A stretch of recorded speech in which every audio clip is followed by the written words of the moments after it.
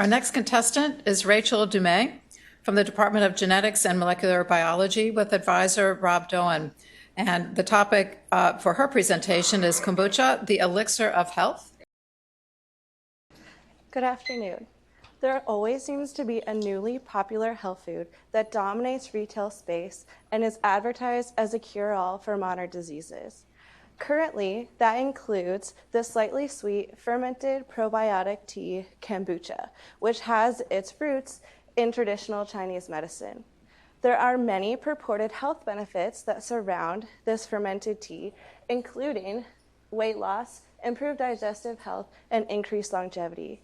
However, none of these health benefits have been rigorously studied in a laboratory setting, and the biological underpinnings of these health benefits remain completely unexplored.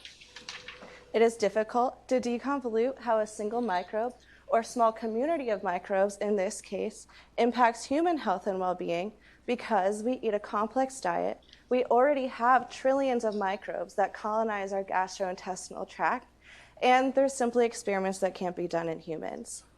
Therefore, I'm using a small, non-parasitic nematode worm called Serenoides elegans, or C. elegans for short, because they have a simple intestine that can be colonized by the microbial food source provided, and they're a well-established model system to study metabolism and aging.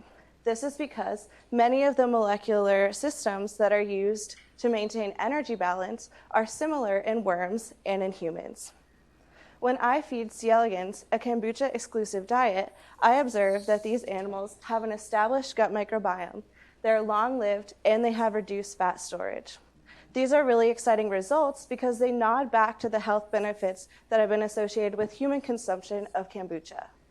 In the future, I hope to gain a better understanding about the molecular mechanisms that are driving these observed phenotypes in these worms.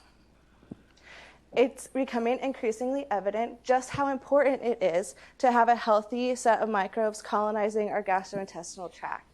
In fact, about 90% of diseases have been somehow associated with unhealthy changes in our gut microbiome. Probiotics are one way to introduce healthy microbes into our guts.